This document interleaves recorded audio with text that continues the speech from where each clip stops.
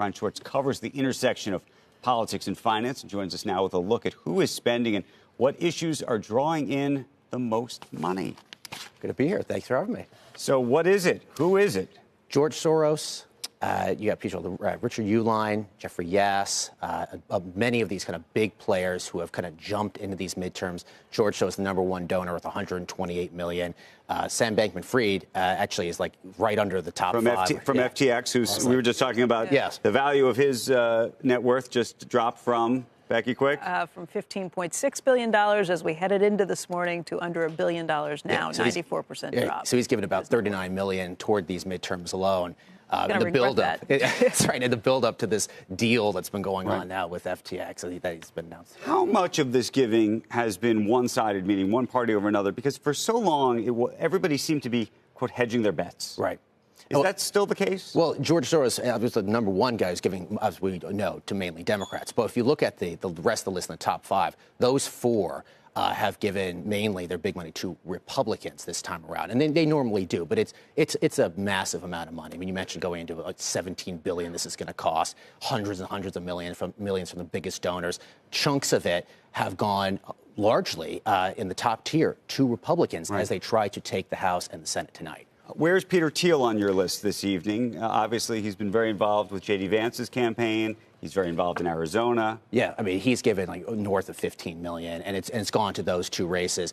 And it's really interesting to see how that has played out. So originally, again, in the primary, he was behind Blake Masters, J.D. Vance. Then, as we got into the general election, he stepped back from helping J.D. Vance. He was telling people he thought that was in the bag, whether it is or isn't, we will see. And then he started to say, we're going to help Blake Masters a little bit more in this Arizona Senate race as it got tighter there.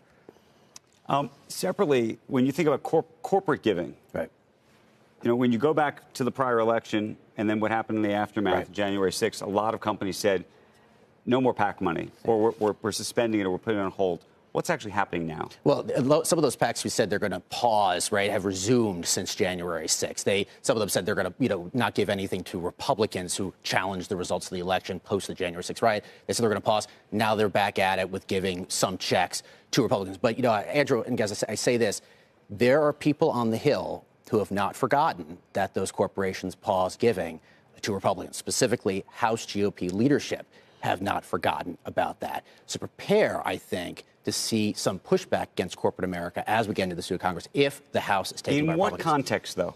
At least in public statements. I don't think there's going to be some sort of... But does it impact, the tax breaks that were put in place under Trump and the conversation about whether those stay, become permanent? The question is... Are they no longer permanent because they don't like these companies? Well, the question is, you're asking about policy, right? Yep. And we just don't know yet where that's going to go. But I think the minimum is going to be there's a message being put to House GOP leadership, Kevin McCarthy and company, to not engage with these companies, particularly from conservative activists, to not speak to them, not hold meetings and calls. So what policy that's going to look like, we shall see if they take the House, right, if they become the majority in Congress.